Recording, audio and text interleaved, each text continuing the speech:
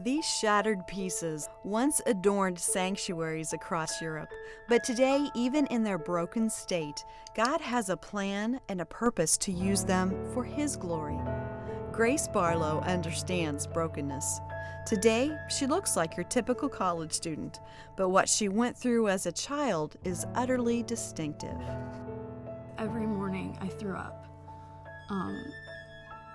And it's because, and it wasn't on purpose, it wasn't because I had an eating disorder, it was just the fear and anxiety hitting me. Depression, everything would hit me.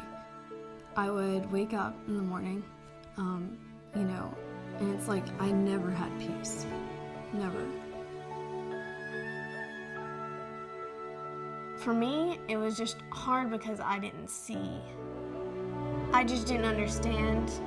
I didn't like it. I didn't know what to do about it, and I just felt like hopeless and like I had no control.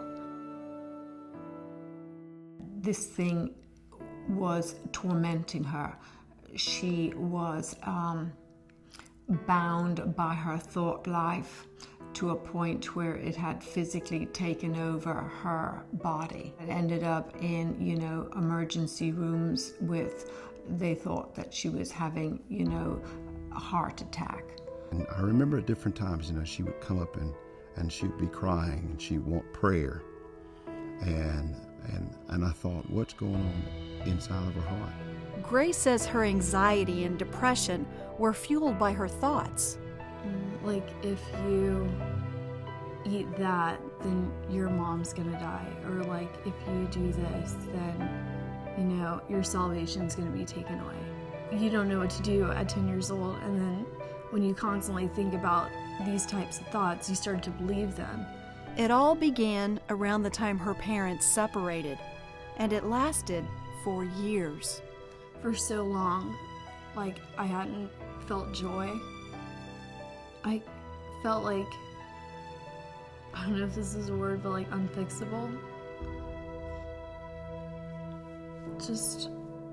I literally felt broken inside.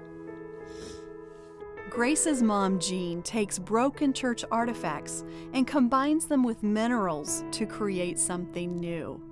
God's used this to support this single mom and her girls for years, so she always knew God would restore Grace. She just needed to find the instrument He'd use to heal her mind. She found that when she watched Joyce, that there was, as I used to call it, her intravenous spiritual drip.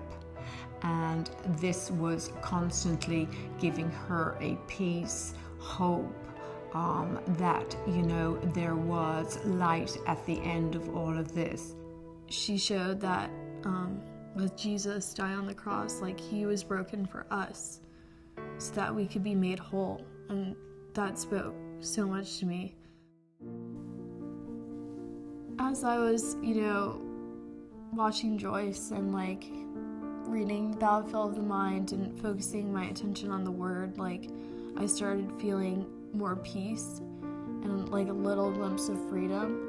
By watching her, I always felt like I wasn't alone almost. If I couldn't get food into me, I needed, the Word, because that would feed me just as much. If I hadn't really taken captive of my thoughts and made them obedient to what God's Word says, I don't know if I'd be here today.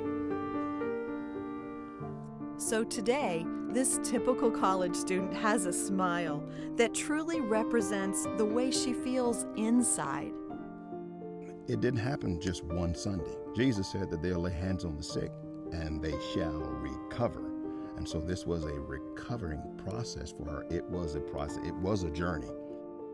He took all those shattered pieces and He really formed it into a sculpture and a piece more beautiful than we could have put together ourselves. We were not alone in all of this.